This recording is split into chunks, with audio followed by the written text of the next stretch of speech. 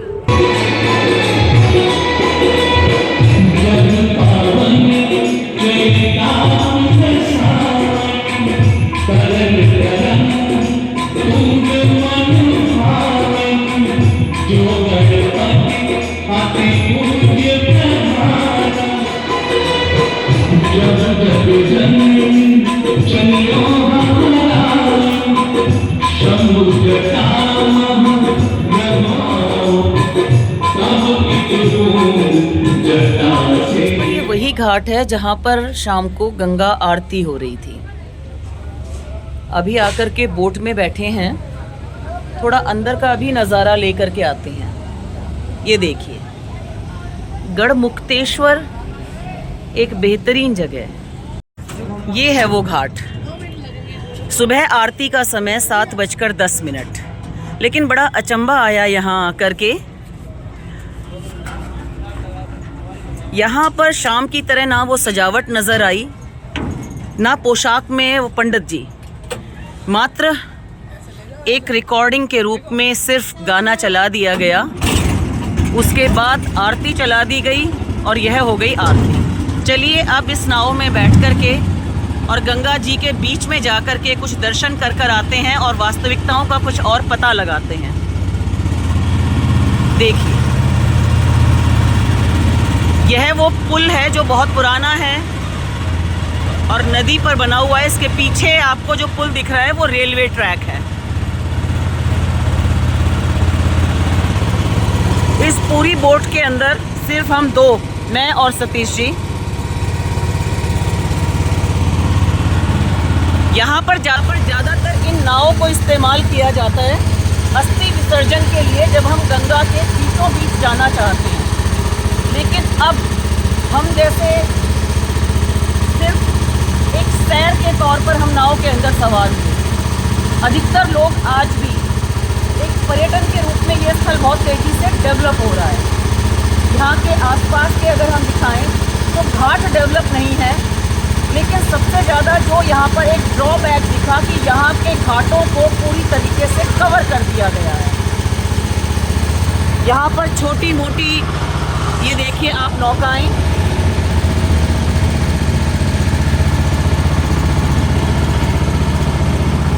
गंगा का पानी अगर मैं आपको नज़दीक से दिखाऊं तो हद से ज़्यादा प्रदूषित इसे हम कहेंगे। कहीं अपनी अस्मिता, अपनी महत्ता को बरकरार रखने के लिए आज भी जूझता हुआ यहाँ नज़र आ रहा है। ये देखिए गढ़मुक्तेश्वर का वो घाट जो पूरी तरीके से, जिसे हम अतिक्रमण अगर नाम दें तो गलत नहीं होगा। यह वो क्षेत्र है जहाँ पर सुबह शाम की आरती की जाती है। कहने के लिए आपको यहाँ पर गंगा सभा रजिस्टर जो आरती समिति है उसके बोर्ड लगे मिलेंगे। दान पात्रों के ऊपर पूरी डिटेल ज़रूर मिलेगी, लेकिन आरती समिति का सिर्फ इतना ही रोल यहाँ पर नज़र आया। सिर्फ एक वक्त की आरती बहुत बेहतर तरीके से जिसका कि प्रसारण किया जाता है। कहने के लिए आरती यहाँ पर 4 वक्त होती है, लेकिन सिर्फ एक वक्त की ही आरती अपनी अहमियत को आज भी संजोए हुए है। यह आप बाकी घाटों का दृश्य देख सकते हैं। यहाँ पर इस तरीके से टीन ठप्पर टेंट लगा करके पंडितों ने पूरी तरीके से घाटों को कब्जा किया हुआ है। गंदगी का आलम शायद आपको इस बहते हुए पानी से भी नजर आता होगा। बीच में तैरते हुए नारियल, पूजा की सामग्री, घाटों पर नहाते हुए लोग, नहा कर के सिर्फ अपनी यहाँ आस्था को परिपूर्ण करते हैं, वहीं अपने मैले कुचैले कपड़ों को यहाँ छोड़ करके सिर्फ पानी को प्रदूषित करने का ही कार्य करते हैं। यह देखिए। चलिए थोड़ा और आगे आपको यहाँ की और थोड़ी सच्चाइयों से वाकिफ़ करवाएंगे। थोड़ा और आगे बढ़े तो हमें यहाँ पर नज़र आए ये घाट, शमशान घाट जिसे हम कहेंगे, गढ़मुक्तेश्वर मुक्ति का द्वार। इसे हमारी संस्कृति में एक सीधा मोक्ष द्वार भी कहा गया है। यह माना जाता है कि जिसको अंतिम संस्कार के लिए यहाँ पर लाया जाए, सीधा उसका स्वर्ग से नाता जुड़ जाता है। एक बढ़ते हुए टूरिज्म की ओर इशारा कर रही है कि कहीं हमारी धार्मिक आस्था आज पर्यटन की तरफ तब्दील होती जा रही है।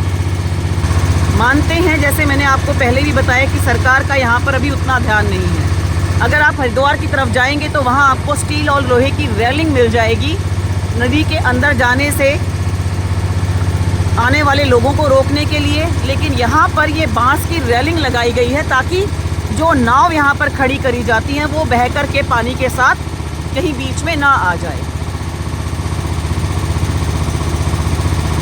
हर जगह इस तरीके से बांस से बनी हुई फेंसिंग, जो कि सरकार की तरफ से नहीं है बल्कि ये जो नाव चलाते हैं उन सब ने मिलकर के इसको तैयार किया है ताकि वो अपनी रोजी रोटी के इस जरिए को सहज कर रख सके।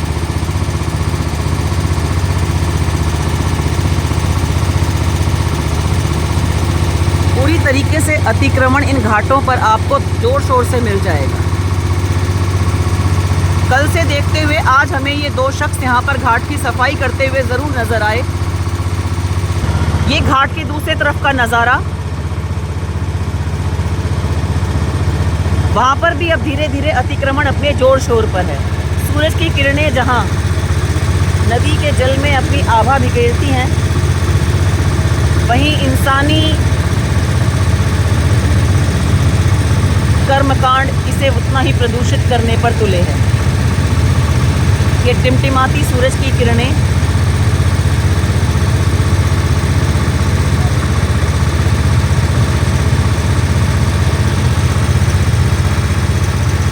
आप यहाँ पर कितने साल से बोटिंग चला रही हैं? 15-16 साल से। 15-16 साल से आपको क्या बदलाव नजर आया यहाँ पे? पक्के घाट बन गए यहाँ पर।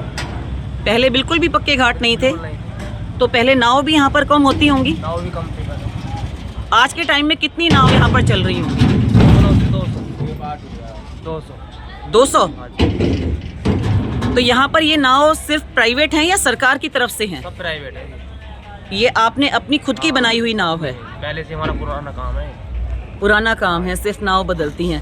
तो रोज आपको लगभग कितनी सवारी यहाँ पर घूमने के तौर पर मिल जाती होंगी? सभी के लिए या कम से कम यहाँ पास 2-3 हज़ार लोग आते हैं डेली के। रोज 2-3 हज़ार लोगों का आना है। वालों को तो जैसे 3,000 अगर हम मानते हैं कि कम से कम 3,000 लोग आप अपनी नाव में लेकर जाते हैं, बहुत से ऐसे भी होंगे जो घूमने नहीं जाते? जाते हैं, सभी जाते हैं। लगभग सभी जाते हैं। तो सरकार की तरफ से आप लोगों को कोई लाइसेंस या कोई सुविधाएं दी गई हैं? लाइसेंस दिया जाता है नगर पालिका की तरफ से। नगर पालिका की तरफ से। उसके आपको कुछ पेमेंट देनी पड़ती होगी सरकार को? पेमेंट कम से कम देनी पड़ती है। साल का लाइसेंस साल का बनता है। लगभग कितना पे करना होता होगा? 6,000 रुपये का। 6,000 रुपये एक साल के। उसके हिसाब से आपको सिर्फ एक कागज का टुकड़ा दिया जाता है या कोई और सुविधाएं भी? पूरी सुविधा दी जाती है जी। पूरी सुविधा। पूरी सुविधा के अंदर जैकेट वगैरह और उसमें बल्ली पाते। अच्छा, अगर बीच में जाके भगवान ना करे कोई हादसा हो जाए तो सेविंग जैकेट वगैरह आपको दी जाती है? दी जाती है सवारी के लिए भी। सवारियों के लिए, जिनको पहना करके आप यहाँ से लेकर जाते हैं। आप यहाँ पर कब से नाव चला रहे हैं? 55 से चला रहा हूँ मैं जी। 22 साल। आपको यहाँ की व्यवस्था कैसी लगी? व्यवस्था यहाँ की सही है, एक ही कमी चल रही है। जो यहाँ के लोग गोताखोर हैं, जो लड़के हैं, उन्हें सरकारी तरफ से कोई मदद नहीं दी जा रही और ना ही उनकी कोई नौकरी लगाई जा रही है। किस तरह की मदद आप चाहते हैं? जैसे इस तरह की मदद के जो गोताखोर लोग हैं उन्हें महीने का कुछ ना कुछ सरकार की तरफ से मिलना चाहिए। और जो गोताखोर लोग बचाते हैं वो अपनी तरफ से बचाते हैं। जो कोई 500 दे गया, कोई 100 दे गया बचाने के लिए, वो ले लेते हैं, लेकिन ये नहीं करते कि हमें इतना रुपया चाहिए। तो कोई भी यहाँ पर गोताखोर बनकर आ सकता है या उनको भी सरकार की तरफ से कोई मान्यता दी जाती है? सरकार की तरफ से कोई मान्यता तो नहीं देगी, यही तो कहना चाह रहा हूँ मैं। अच्छा जी। तो यहाँ पर सेविंग गार्ड के नाम पर जो केबिन बनाए हुए हैं, वहाँ पर एक तरीके से लोकल लोग खुद अपनी सेवाएं दे रहे हैं। हाँ, जो स्थानीय व्यक्ति हैं वे खुद अपनी जो गोताखोर है वो नाविकी हैं। सरकार की तरफ से तनख्वाह पर किसी को यहाँ पर सुनिश्चित नहीं किया गया। यही कहना चाह रहा हूँ मैं। और ये मेरे तक पहुँचा है। ये भी करीबन 20 साल हो गए मैं देखते जो ट्रेनिंग लगाई गई है जालों वाली। लोग जो घर से नाव ढूंढ आते थे वो पूछ जाते थे, तो गोताखोरी पकड़ते थे उन्हें। यहाँ पर ये जो पुल के ऊपर रेलिंग लगाई गई है, 20 साल के बाद सुनवाई हुई है इसकी। 20 साल के बाद, पुल बनने के 20 साल के बाद ये रेलिंग लगाई गई है। और अधिकतर यहाँ पर आत्महत्याएं की वारदातें बहुत ज़्यादा बढ़ने लगी थी। किसी भी कारण से मानसिक रूप से प्रताड़ित व्यक्ति यहाँ पर आकर कूदकर अपनी छलांग लगाकर अपनी जान देते थे, जिसमें कि स्थानीय व्यक्ति गोताखोर की भूमिका निभाते हुए उनको बचाते हुए अपने प्रयत्न ज़रूर करते थे, जिसमें वो कई बार सफल भी होते थे, लेकिन कई बार बहुत से लोगों ने अपनी जानें खोई भी हैं।